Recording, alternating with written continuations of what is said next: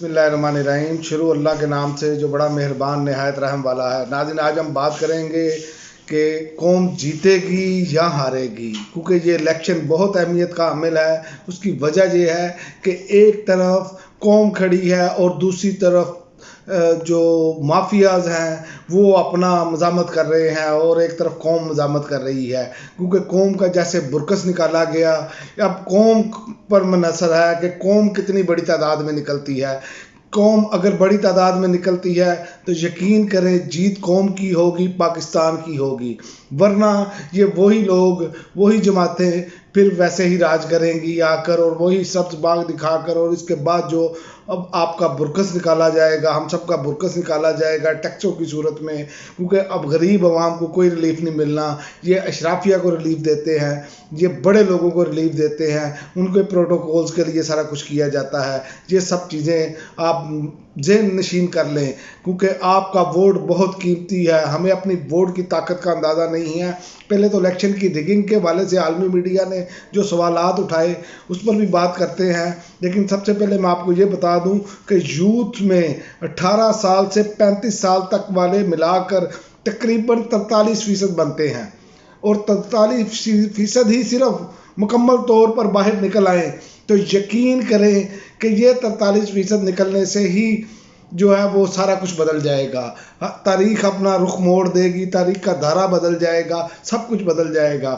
क्योंकि आपका जब वोट पड़ेगा, क्योंकि अब सब तजिया निगार ये कह रहे हैं 50% से ऊपर जब टर्न आउट जाएगा तो धांधली करने वालों के लिए भी ये मुमकिन नहीं रहेगा कि वो धांधली कर कर किसी को जिता लें।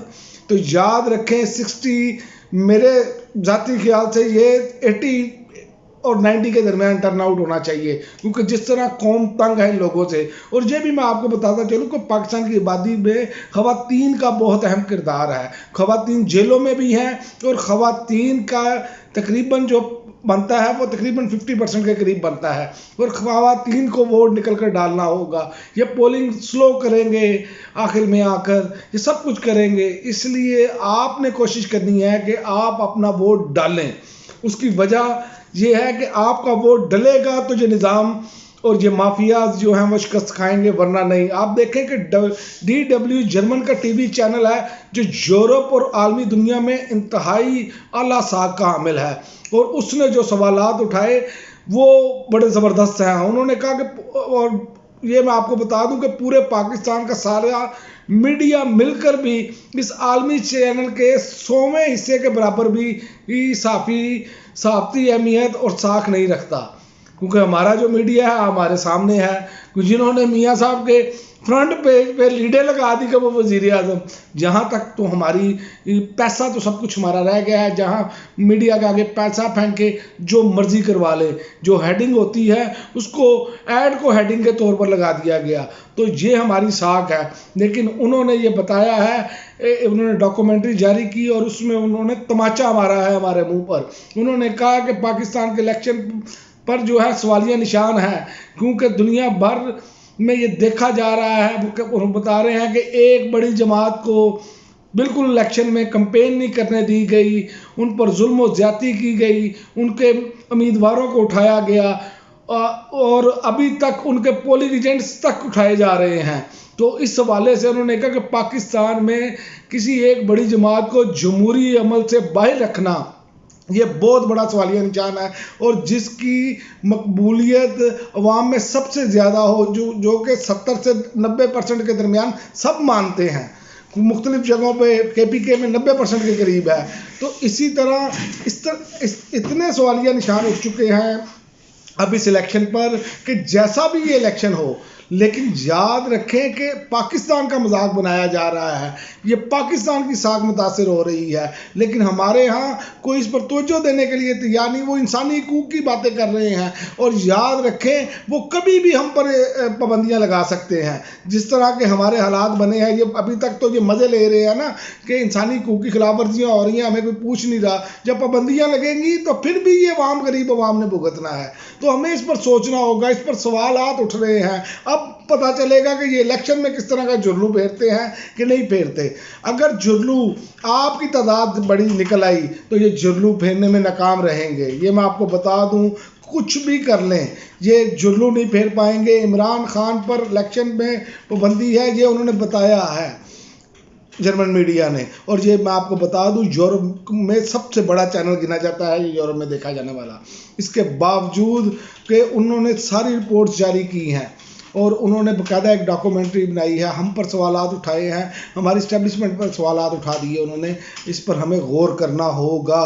उसकी वजह ये है कि हमारी दुनिया भर में जंगसाई हो रही है और अब तमाम दुनिया के जो बड़े जरीदे हैं वो इस पर बात पर लिख भी रहे हैं और चैनल्स डॉक्यूमेंट्रियाँ भी बना रहे हैं। इस पर बहुत ज़रूरी है, हमें सोचना होगा। आप देख लें, अभी तक छापों का सिलसिला जारी है।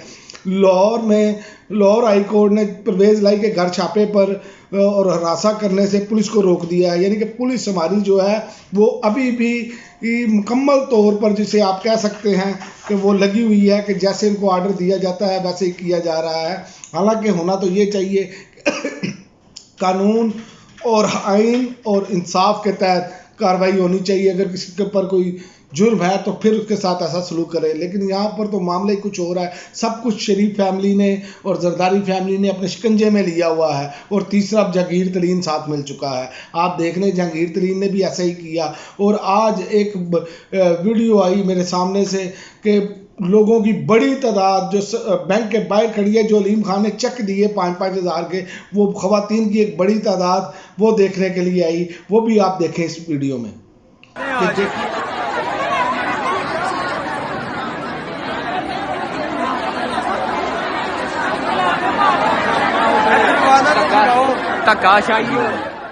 ये देखिए आपने वीडियो, ये हमारी हालत है। वोट खरीदारी, भेड़ बकरियां इस कौम को समझा हुआ है और हमारे जो मजबूर तबका है वो पैसे लेकर फिर इस तरह की काम करता है, फिर कहते हैं कि हमारी सुनी नहीं जाती। तो ये एक ज्यादती है।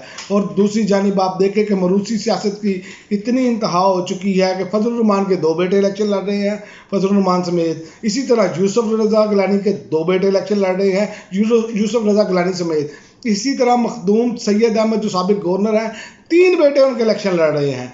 इसी तरह नवाज शरीफ साहब भी इलेक्शन लड़ रहे हैं, उनकी बेटी भी इलेक्शन लड़ रही है। इसी तरह शहबाज शरीफ साहब भी इलेक्शन लड़ रहे हैं और उनके बेटे हमजा शहबाज भी इलेक्शन लड़ रहे हैं। इसी तरह जरदारी साहब भी, बिलावल साहब भी और फरियाल तारपुर साहिबा भी आप देखेंगे कि वो भी किसी ना किसी ओहदे पर। यानी कि इन्होंने हर हवाले से इस मुल्क की आवाम को अपने ख़ानदानों में ग़ुलाम बना कर रख दिया है। इसीलिए तो ये देखें ना कि इमरान खान ने हटकर जो चेयरमैन बनाया PTI का, तो देखें इनको वैसे मौत पड़ गई। अब इनको ये समझ नहीं आ रही, लेकिन इनमें से भी आवाज़ें अब उठना शुरू हो गई हैं कि भाई हमने आपके ख़ानदान की ही ग़ुलामी करनी है। तो याद रखियो पाकिस्तानियों, अगर इनकी ग़ुलामी से बचना है तो आपको आज वोट सुबह कास्ट करना होगा। हर सूरत अपना टर्न आउट बढ़ाना होगा। हर बंदा अपना वोट कास्ट करे। कोई नहीं, एक दिन की दिक्कत होगी आपको, लेकिन अगले 5 साल आपको सुकून होगा अगर आप मुकम्मल तौर पर टर्न आउट बढ़ाते हैं और इस पर काम करते हैं और वोट डालकर उस पर पहरा देते हैं। अब तक के लिए नाज़रीन इतना ही, इजाज़त दीजिए। अल्लाह हाफ़िज़।